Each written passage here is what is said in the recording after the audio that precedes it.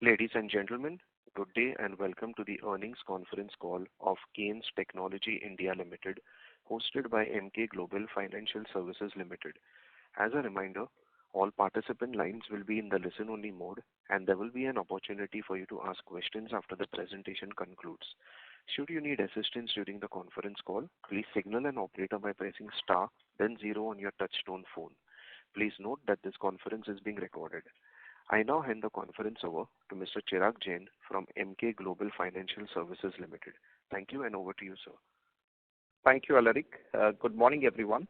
On behalf of Emkay Global, would like to welcome you all to the Q4 and FY25 earnings conference call of Kaynes Technology India Limited. We have the management today been represented by Ms. Savita Ramesh, Chairperson of the Board, Mr. Ramesh Kannan, Managing Director, Mr. Jairam P. Sampath, Whole-Time Director and Chief Financial Officer, Mr. Rajesh Sharma, Chief Executive Officer. At this point, I will hand over the floor to the management for their opening remarks, post which we will open the floor for Q&A. Thank you, and over to you, sir. Good morning. I am Ramesh Kannan, Managing Director, Kaynes Technology India Limited.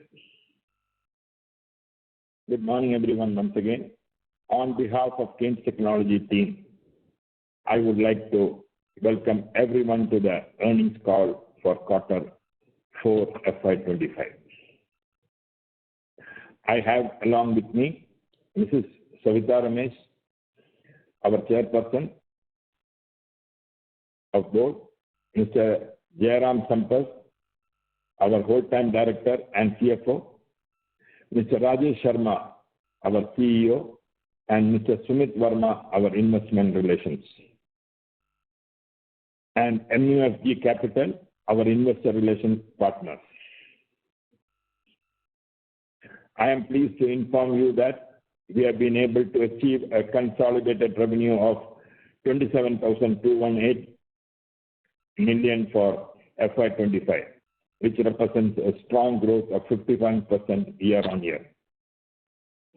The consolidated EBITDA of 4,107 million for FY25 and EBITDA margin, excluding other income for the year FY25, was at 15.1% and PAT margin was at 10.8%, which were higher by 101 basis points and 62 basis points respectively on year-on basis.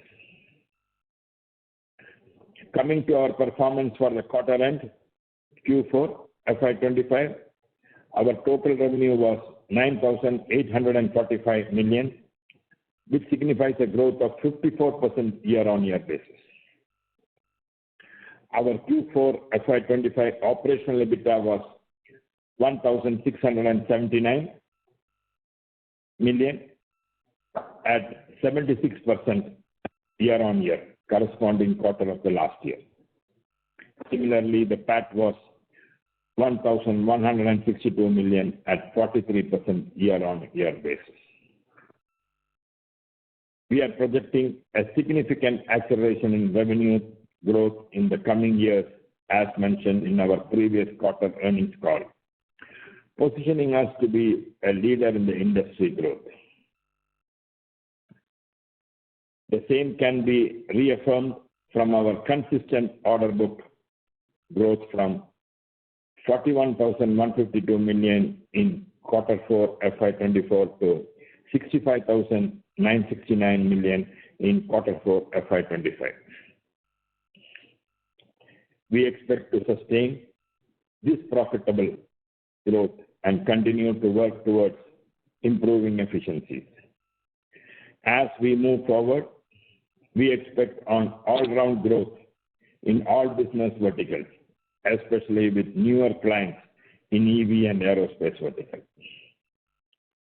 This reflects our commitment to a business portfolio with robust growth, profitability, and diversification. Our construction for OSAT plant in Sanand, Gujarat, has already started, along with construction for HDI PCB plant in Chennai. Both the plants construction is in full swing, and we are in line with meeting the deadlines of completing the construction by year-end. Our majority stake in Sensonic, a global AI-based rail network safety solution company, positioned us to capitalize on the electronics and technology upgrade in the railway sector. Kebab's development program is on schedule with POC completion expected by mid-year. With our recent acquisition of August Electronics in Canada, we have strengthened our North American footprint, added manufacturing capability in Canada, and large high-margin customers. Following this acquisition, we are well positioned to present a compelling opportunity to these customers more comprehensively, positioning the Canada-India alliance as a strategic alternate to China-based sourcing. We are continuously looking to add new capability and geographies through a mix of organic and inorganic strategies. With this, I would like to sincerely thank each and every one of our excellent investors for their encouragement so far in our journey and expect continuing support in the future too. Thank you all once again, and we look forward to exciting times ahead. I will now hand over the call to Mr. Jairam Sampath to take you through our financial performance. Thank you once again. Jairam, over to you. Yeah, thank you, Ramesh ji. This is Jairam Sampath here, Whole-Time Director and CFO of Kaynes Technology. Thank you all for joining today's call as we start a new quarter. I'm quite excited to share Kaynes Technology's financial results for the period ending FY25 and share with you the highlights of the same. For the quarter ended March 25, our consolidated total revenues from operations were 9,845 million, representing a 54% year-on-year growth. For the 12-month ended March 2025, consolidated total revenues from operations were 27,218 million, representing a 51% year-on-year growth. The consolidated EBITDA at the end of Q4 FY25 was 1,679 million rupees, showing a 76% year-on-year increase, while for the full year FY25 it was 4,107 million rupees, which was up 62%. The EBITDA margin for Q4 25 quarter and FY25 stood at 17.1% and 15.1% respectively. This trajectory of expansion in margins is expected to continue during the coming years too. Our consolidated profit after tax for the quarter was 1,162 million rupees, up by 43% year-on-year. The PAT margin at the end of the quarter stood at 11.8%. Our consolidated ROE, consequently our ROE and ROC adjusted for unutilized portions of proceeds of Q4 FY25 is at 19.4% and 19.2% respectively. Our order book surged from 41,152 million at the end of Q4 of FY24 to 65,969 million at the end of Q4 FY25. On a sequential basis, the order book grew from 60,471 million rupees in Q3 FY25 to 65,969 million rupees in Q4 FY25. The average monthly order inflow has grown handsomely from 4,285 million per month in Q3 FY25 to 5,114 million per month in Q4 FY25. The net working capital days for the year 2025 were at 87 days, while the inventory days improved from 97 to 91 days. We are committed to improve the net working capital this year with a long-term plan to work with our suppliers to have lower inventory days.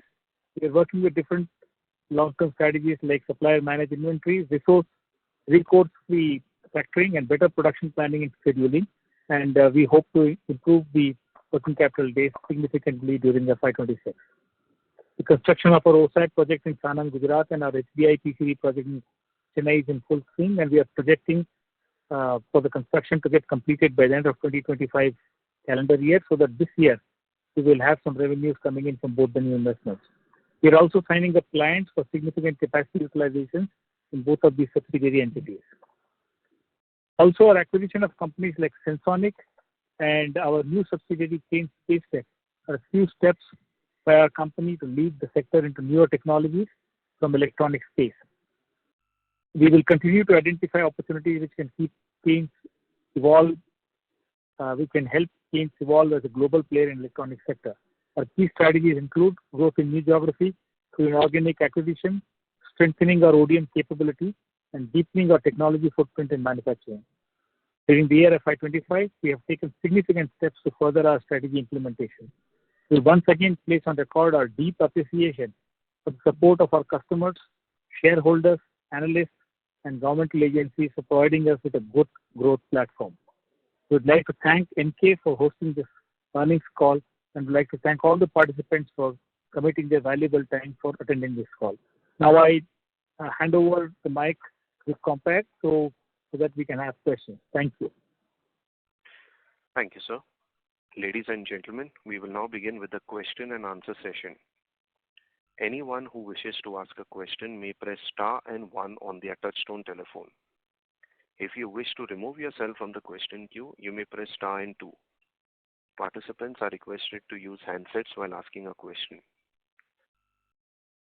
Participants are also requested to restrict themselves to one question. If you have any more questions, kindly rejoin the queue. The first question comes from the line of Vipraw Srivastava from Phillip Capital. Please go ahead. Hi, sir. I'm audible, right? Yes. Yes. Sir, firstly, on the cash flow from operations side, the one line item which is other non-current assets has gone up, and that's why CFO has become negative. What's that line item dealing with specifically, and how do you plan to tackle it in next year? Yeah. So if you notice, our working capital, net working capital also has gone up from, it has not come down as much as we expected, despite reduction in inventory. So this is a business that we acquired in our subsidiary in the industrial area, and they had orders with pre-agreed contract conditions which we have to honor. So the total quantum of this is not very significant. Future orders in that subsidiary are all going on a full payment basis. So this particular thing has got delayed payment. So the way we have found a way for funding this through annuity funding through some of the banks, which will implement in the coming quarter. So going forward, the effect of this will slowly reduce, and over time, maybe by the end of the year, this will not be any significant number. So these are, why other current assets? Because the payment term itself is deferred for this particular order. So over time, when we start getting newer orders, which will have a clear payment term, which are within, let's say, 90 and 120 days. So in which case, this quantum will keep reducing as a percentage of total. Right, sir. And so a follow-up on this. So this payment we made to the discoms, or to whom we have made these payments? No. These are all AMISP payments only. The terms are different.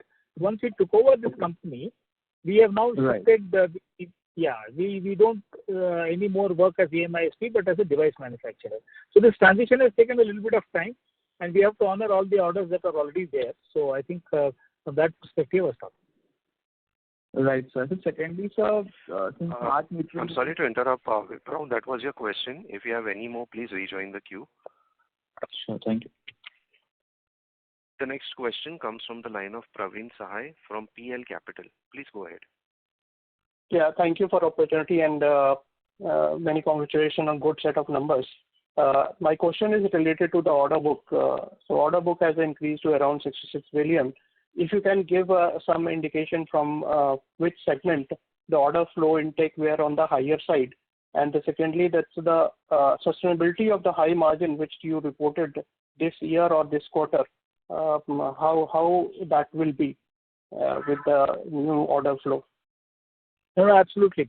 So this 6,500 crore order of orders, which is staying in the order book, the increment has come in aerospace, industrial, and automotive, and these are margin accretive orders. I'm unable to give you exact details, but suffice it to say that the order book today contains orders which are higher margin than what we are delivering right now. Only thing to note is that this order book will get executed over 1.5 year time frame. So not all of the orders will get executed in the coming FY26. So the order inflow, to tell you honestly, is very, very healthy. And most of the orders that come in are at a margin accretive kind of situation. Okay. So margin, whatever you delivered is going to continue or improve from here, the type of orders you are receiving? Yes. Yeah, we've already made our operating plan for the coming year. And we hopefully will grow better than last year in terms of growth rate. And we also computed the kind of margins that are likely to be there. So we are going to have also margin expansion.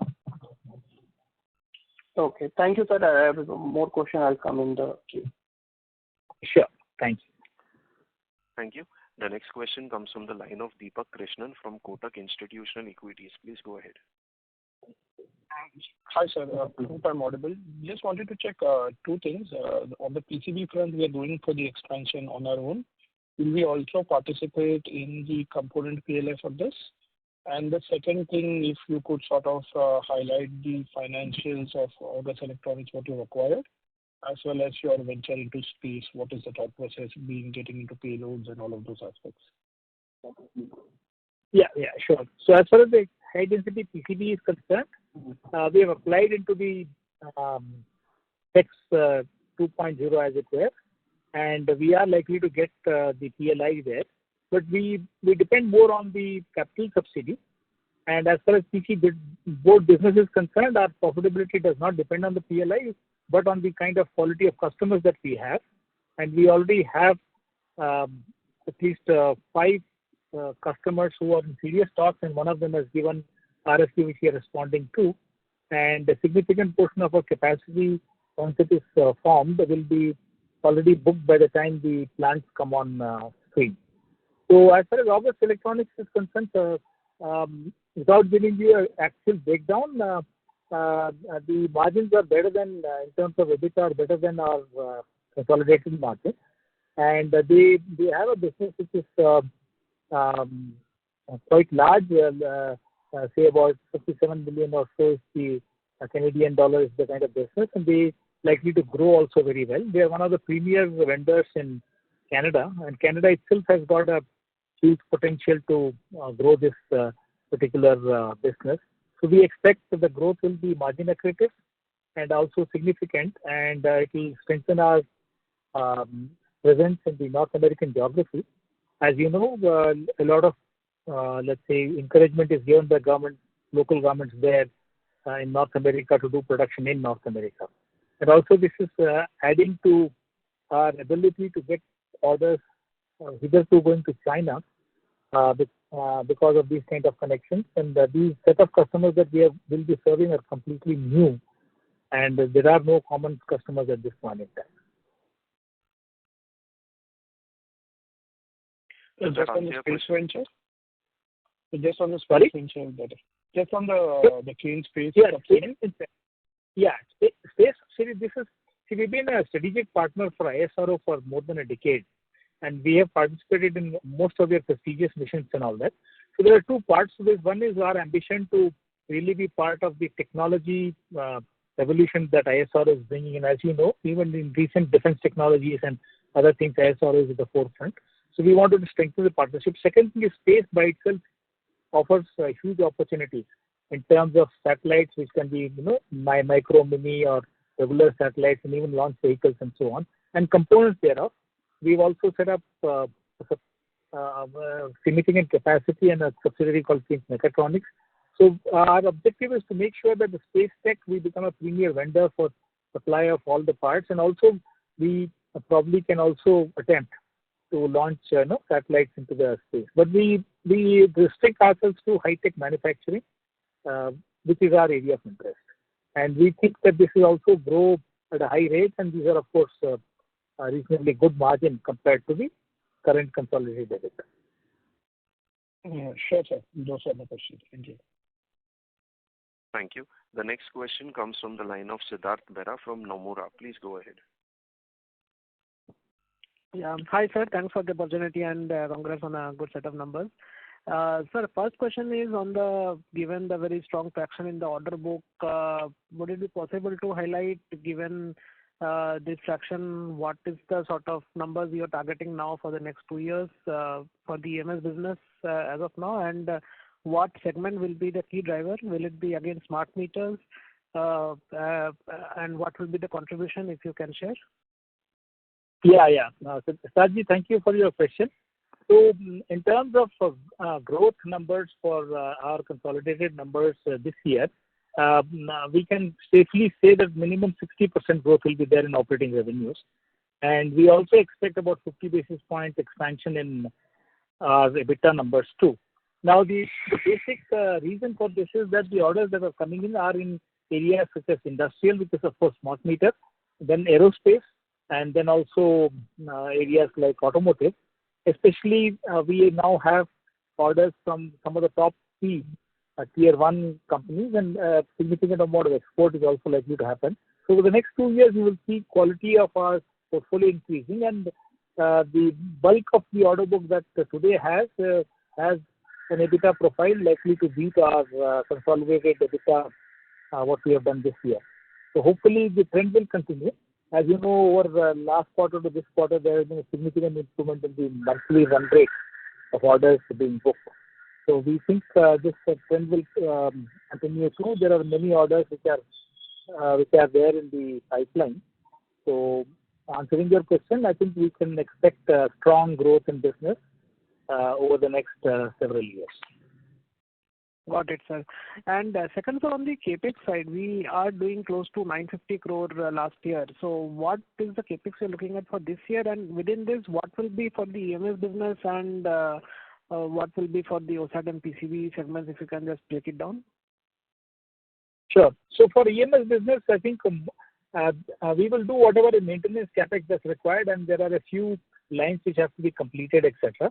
We already have all the capacities. It's just a matter of making them work more efficiently, and so that we can have better asset turns, and we are aiming to do that. As far as the bulk of the CapEx concern is going into new projects, which is Semicon and HDI PCB. And without putting a specific number, I think we will try and finish the first phase in both the areas. It will be a significant amount of CapEx. We will probably share that separately. So this year's plan, the CapEx will make sure that we start doing business in HDI PC board in the last quarter, as well as the Semicon in the last quarter of this year.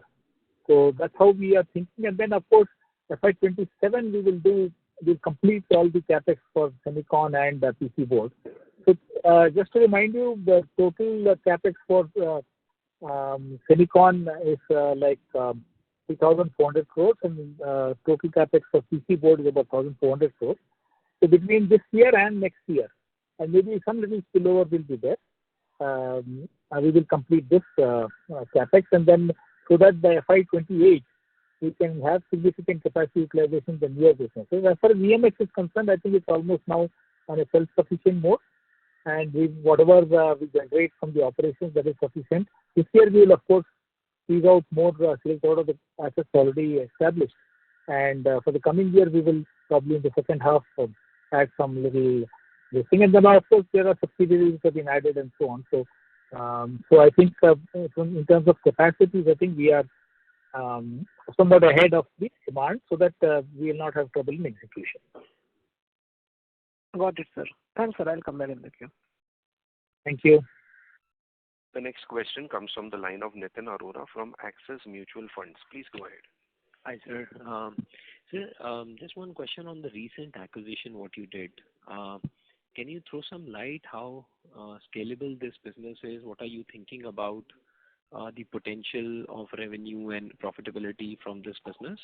And also, if you can talk about any further acquisitions, what you are articulating in this space. Nitin, thank you. Thank you for your question. So as far as the August Electronics acquisition is concerned, this is one of the premier vendors and quite healthy.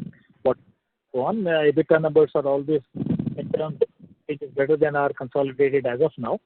And we have seen their plans for the next 5 years, and they are likely to grow at about 15-20% on their own.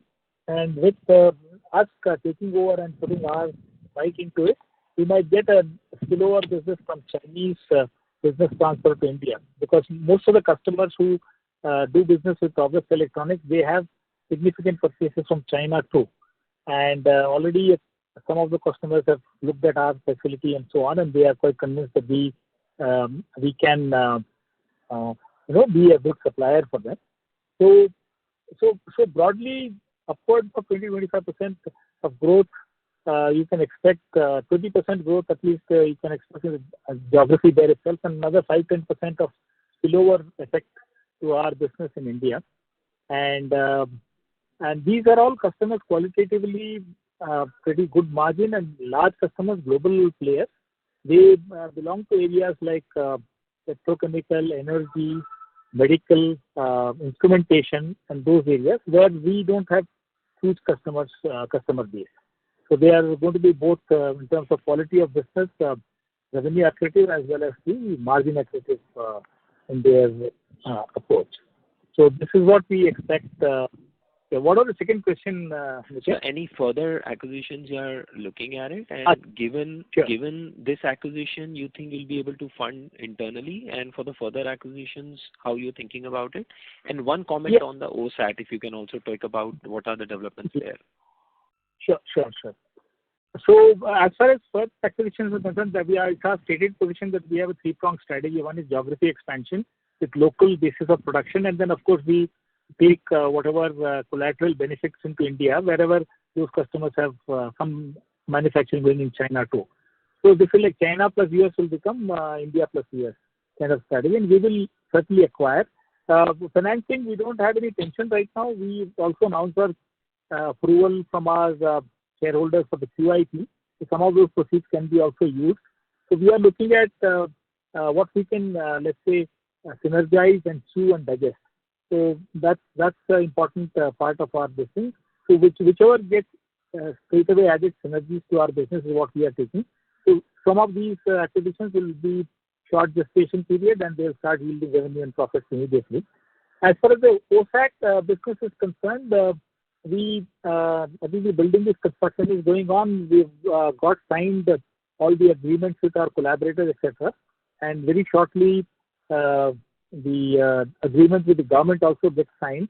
And of course, approvals have been also in place. And so we will have probably the first chip coming out sometime, if I'm not mistaken, in the second quarter or at least early third quarter. Third quarter, I think we can fairly expect the first production to happen, and then fourth quarter we'll have reasonable production happening. We have a couple of customers who have committed capacities too. So when we exit this year, we will have significant amount of capacity committed by some reasonably good customers. Great, sir. Thank you very much and all the best, sir. Thanks. Thank you. The next question comes from the line of Aditya Bhartia from Investec India. Please go ahead. Hi, good morning, sir. So my first question is on CapEx, wherein we have spent almost 8 billion rupees in the standalone entity itself, which compares to roughly 1.3 last year. So just wanted to understand what was the nature of this investment, where exactly was it spent, and how much incrementally would have gotten spent on OSAT and Bay PCB, given that out of the QIP proceeds, it appears that quite a bit is remaining unutilized. Correct.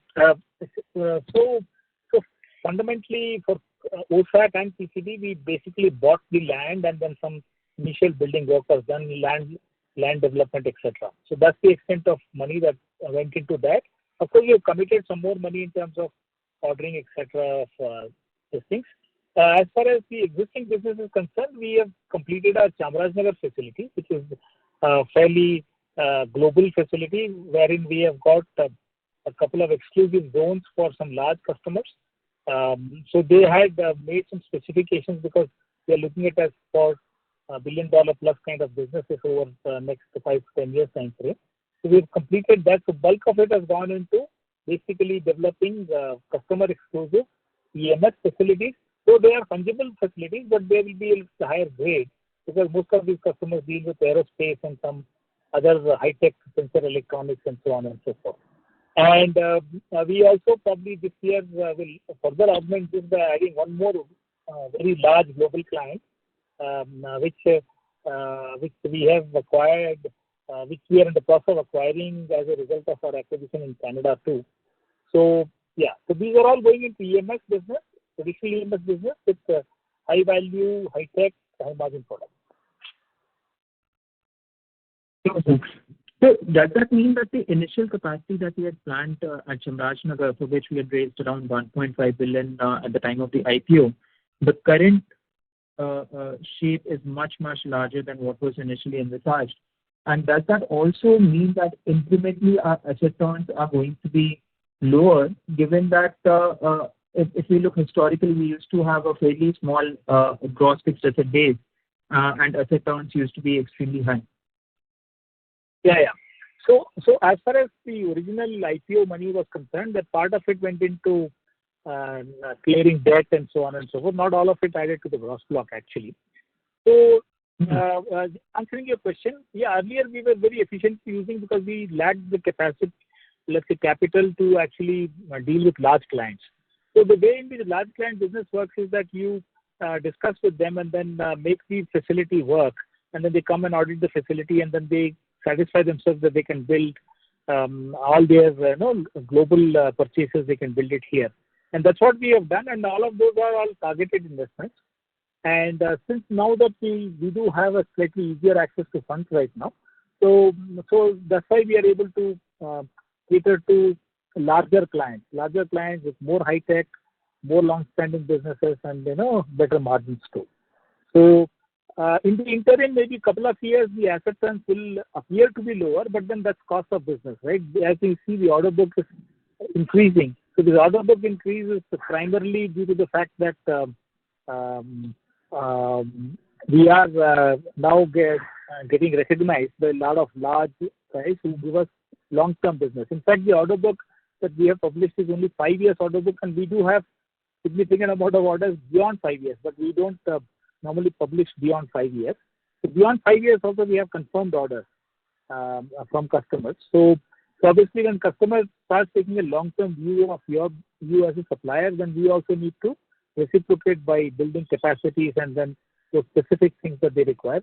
Suffice it to say that in EMS, most of the infrastructure, 90% is fungible, but they still need to see it available for them, because when they shift significant capacities from places like China, etc., these are all, let's say, hundreds of millions and billions of dollars of contracts. So obviously they would like to be sure that we do have the not only the intent and not only the ability, but actually the competence and the capacity on ground. So that's when they will shift them. Understood, sir. That's helpful. Just one last question, if I may. When you acquired the smart metering business, you had indicated that should be contributing roughly 10% of revenues. And from that context, the increase in other current assets that we have seen appears to be fairly large. So how's the accounting being done? Is it in respect of some of the revenues that have been recorded in the past as well, that we have assets that are recognized on the books? Yeah. So basically, the other current assets are those receivables which are termed to be received later. They are not overdue, which we have agreed for a later. So when we acquired this subsidiary company, we had two parts of business. One was the metering business as a device business, and then there was something like AMI-FT business, wherein the installation, etc. And also one more part of the business which we've not talked about yet, but then that is going to add margins to us, is software. Because this company has a significant amount of software solutions in both meter data management as well as head-end software, wherein there is no cost associated. So we made a reckoning thinking that yes, there is, when we acquire an order, we have to service those orders, and those orders had certain clauses of money being collected over extended periods. But future orders, we are making sure that we become more device-centric, and our orders will be like 90 to 120 days kind of collection period. So we don't think that this will balloon up significantly. And for whatever amount of other current assets that we are talking about, we are also trying to fund annuity funding. So looking at if we can do it without by factoring it on the customer, because our contracts are clear and clean. So we will let you know maybe second quarter or so. See, we are working with a few banks and NBFCs, so let's see when we will get there. So this is not going to cause us any distress, but this is necessary part of the activity. Understood, sir. That's helpful. Thank you so much. Thank you. The next question comes from the line of Keyur Pandya from ICICI Prudential Life Insurance. Please go ahead. Thank you. So two questions. First on their PCB and OSAT business. You talked about OSAT first in the Q3. When should we see for both of this business, more commercial kind of revenue flowing through, if not say full utilization, but say 25-30% kind of utilization? When should we see that? So what are the timelines? Just want to understand for both of this business. And second question on the core business, FY25 gross block ballpark should be around 650 crore. Now in that backdrop, this around 700 crore plus kind of capex in the standalone entity. So is it at a more higher cost, or it is going to increase your capacity by 2x? Just want to understand basically in the core business, what would be our gross block, say, by end of or mid of FY26, and what kind of revenue it can generate, any change in asset turn, etc. Yeah. So as far as FY26 is concerned, even if we did not add any further, yeah. The first question I will take. The second question you take. Ramesh, please. Yeah. Yeah. The first question, let me answer, Keyur. What we are planning to do is get all the validation done. The real billing starts from next financial year. Why? Because for validation itself, they will take around 3 to 4 months. Our plan is to do the trials in the pilot lot building by July, August. From there, one after the other, one semiconductor at a time we wanted to do. And then this year we are planning to take around 6 models. Towards the end of the year, there is a likely chance of some building happen, but otherwise, the next year will be a full year for building. When it comes to PCB, same problem. These boards, after doing our trials and everything, this factory should be ready somewhere in November, December for full production. And then we need to do all the trials. So it will take 2 to 3 months. So basically, the last portion of the building we can get only next year. Considering all the timing required for validation, we have scheduled it like that. Thank you. Yeah, thank you. And regarding the gross block, I think this year we will improve our asset turns, because most of the facilities like the Chamarajanagar one will all start working at much higher capacity. So even if we did not add any more capacity, this year's numbers we can very easily do FY26 numbers. And by actioning this, we will have some spare capacity. As you know, earlier also we have said, the moment we reach a 70% kind of capacity utilization, we need time to go for newer capacities, because global players would like to see free capacity for any business that they transfer from other places. So this is good news only. A little bit of a lower asset turn is good news in this business, because that means that we have committed customers who are likely to give us business, and that's when we keep it. So earlier we used to run it choco block, almost 6 or 7 times of assets we should do.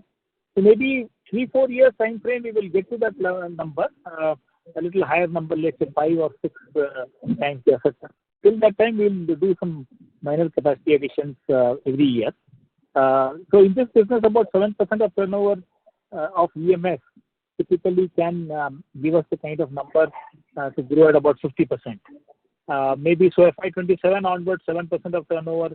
So whatever that number is, let's say 4-3 or whatever. So about 300-400 crores of investments we do within FY26 second half and first half of FY27. So that will grow at about 60% the EMS business and so on. Okay. Just One question, if I can squeeze I'm in, sorry that to is on- interrupt, Keyur. Those were two questions. I would request you to join the queue back. Thank you. Sure. Thank you. The next question comes from the line of Akshay from Ask Investment. Please go ahead. Hello. Please go ahead, Akshay, with your question. Yeah. Sir, what led to our shortfall of our previously stated revised guidance of 2,800 crore? And are we confident of achieving 4,500 CR in the current fiscal year? And also our other expenses in this quarter should up sharply from 31 crore to 101 crore, and it was 52 crore in the previous quarter. So what led to the sharp jump in other expenses? Yeah. So I'll answer your first question first. Fundamentally, I think in our Q3 call also we had explained that there was a delay in execution of our smart meter business because we had large number of orders, and this is a new facility in Hyderabad. So now we have overcome that, and we are quite confident. What we are saying is 60% minimum. So 60% minimum growth will take us to about 4,350 or so. And if everything goes well, we'll certainly exceed that number with a much expanded, at least 50 basis point expansion in our EBITDA numbers. That's the kind of planning that we have for the FY26. Now, what was the second question that you asked? You asked about other expenses, if I am not mistaken. Yeah. So some of the other expenses could be due to reclassification of certain consumables and so on and so forth. So maybe over the last 4 quarters, some reclassification of consumables, which normally should be part of bill of material, was not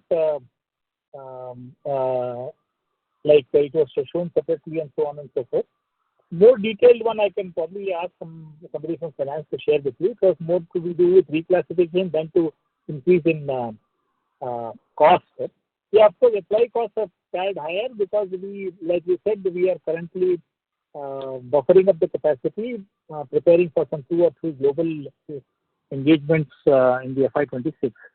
So in terms of other costs, there are no major cost increases. It's just some reclassification.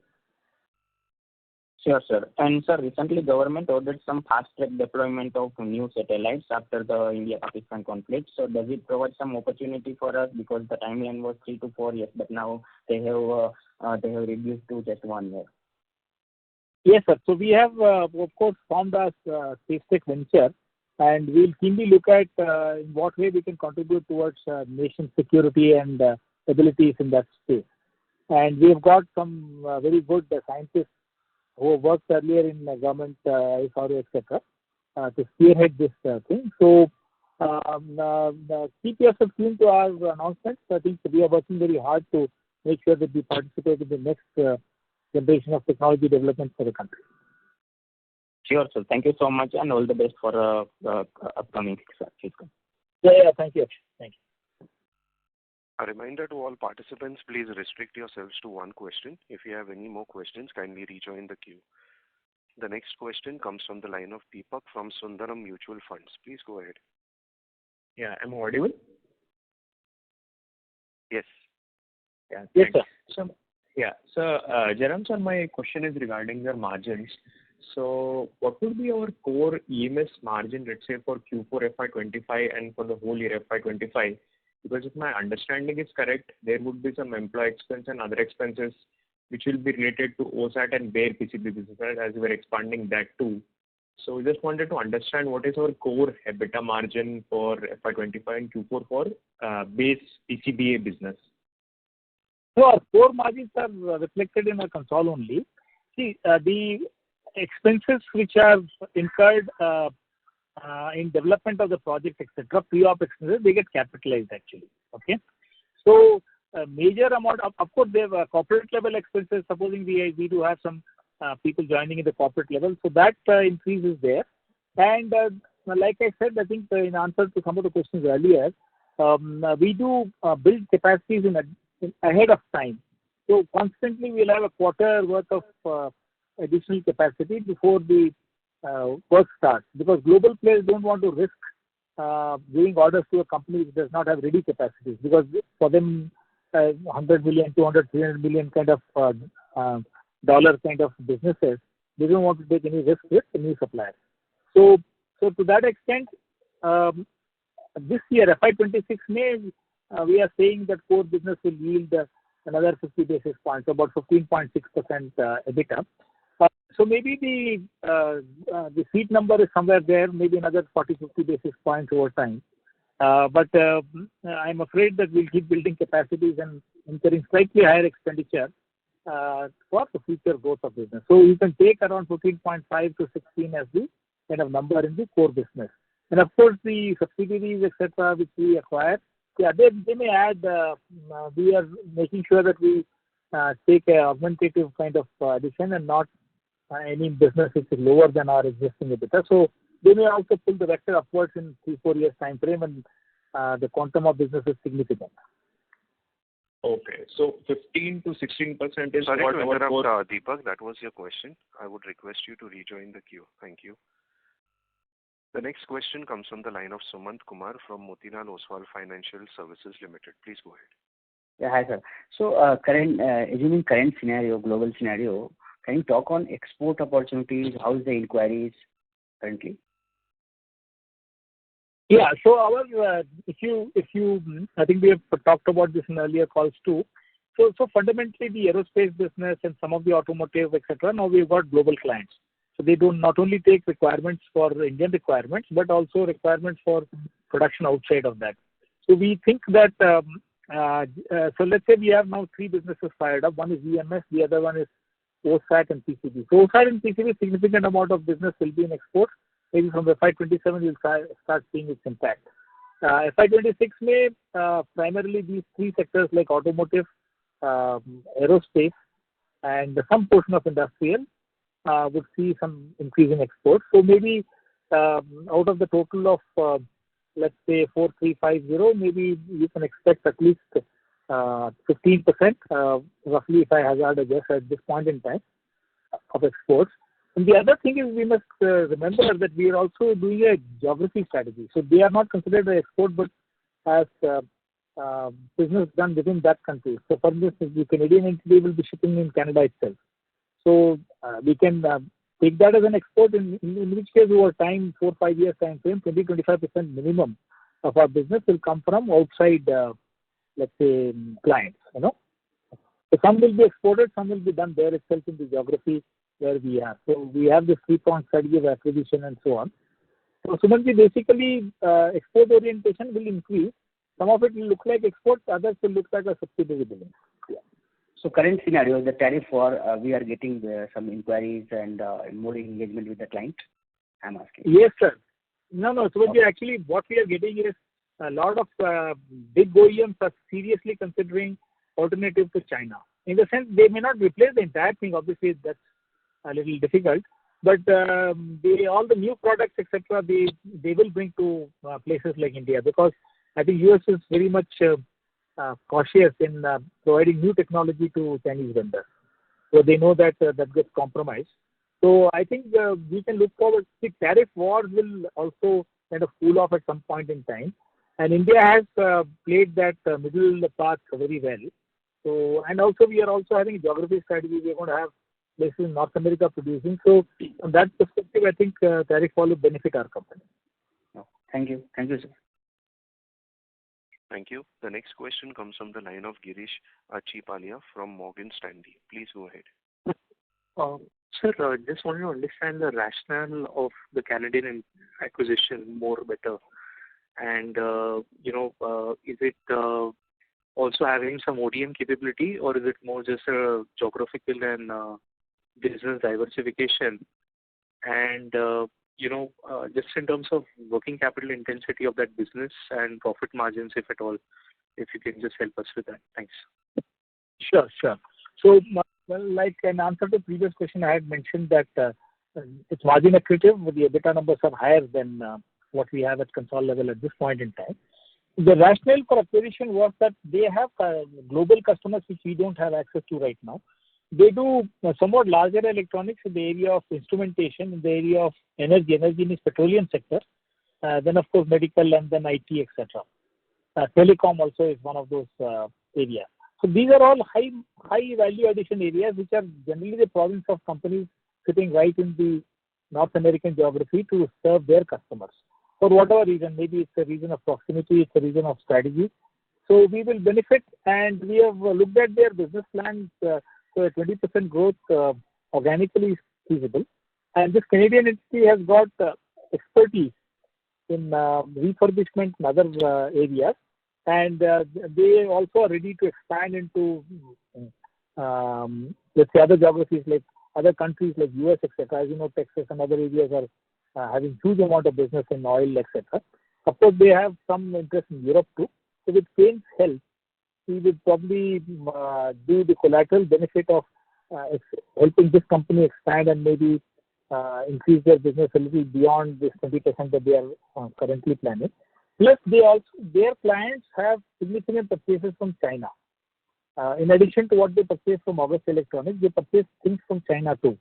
So we are eyeing that portion of the business too, and then a couple of clients have already visited us, and they are happy to help us with new RFQs. So that India is safer haven, especially for newer products, and B, it is also nearer than China is for their general acquisition and so on. So we will have collateral benefits in Kaynes Tech here for local business. We will have some at least seeding of growth in North American geography, possibly an additional facility in the US. In addition to already we have Digicom, so we can combine all of these, and then critical mass will be there, and so that by FY28, when the company does $1 billion, we want a significant number to come from these areas too. So that is the rationale, to put it plainly: new customers, new geography, and new business areas.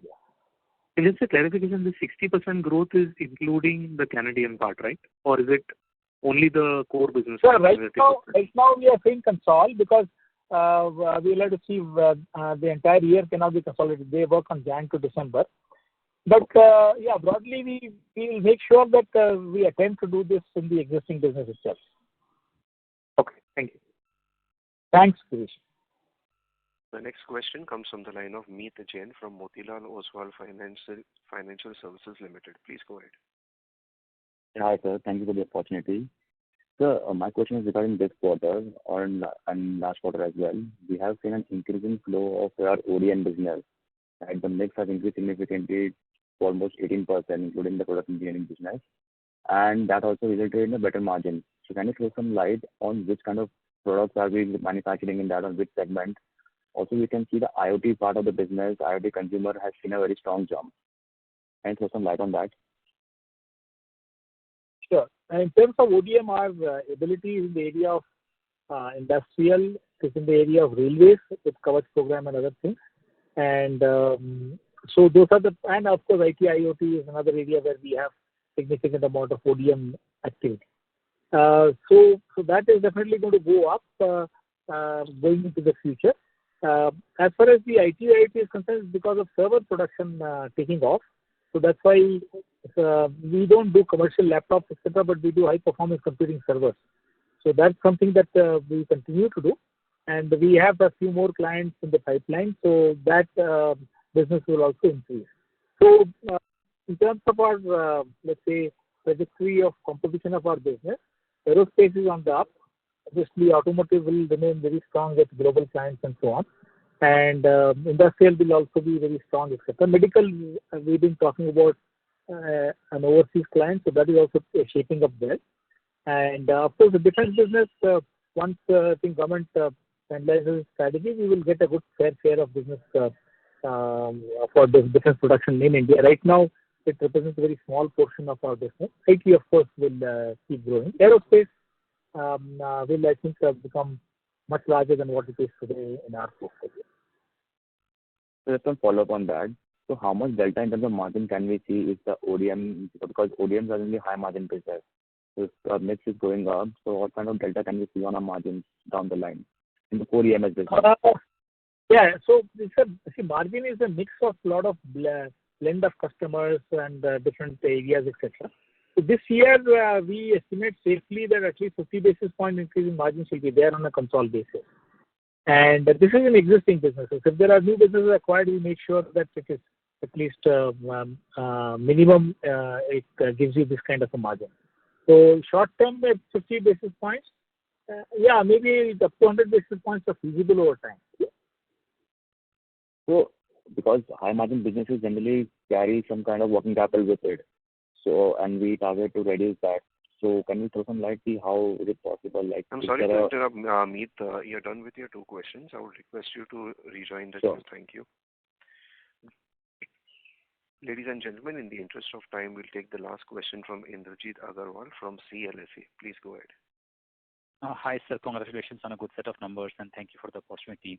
I have just one question. Of the CapEx that you announced or highlighted for OSAT and PCB 3,400 and 1,400, how much will come from the government, and what will be the timeline of receipt of that amount? So is it that we pay out the initial amount totally by ourselves, and there's a lag in when we get it from the government? Yeah. So the policy is anyway published by government.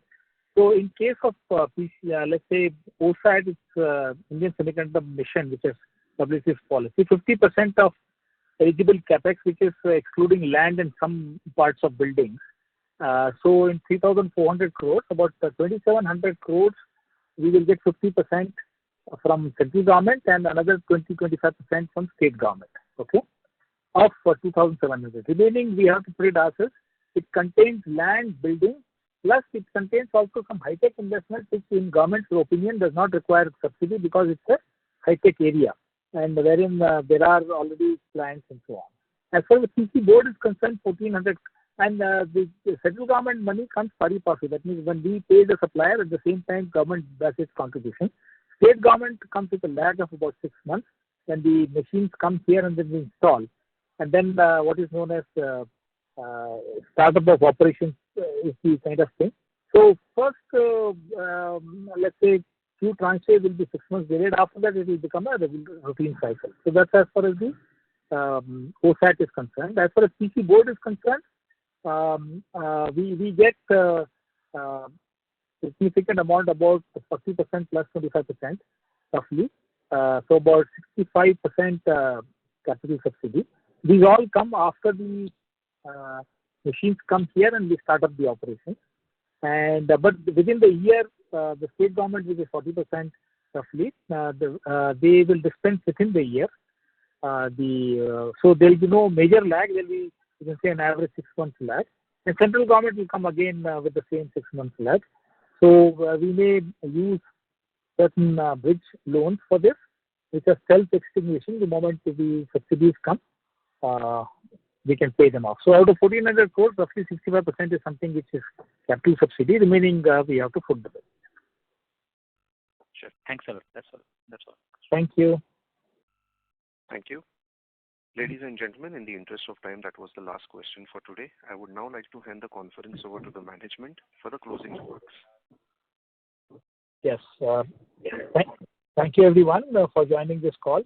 And we meet you all on good tidings and strong business growth.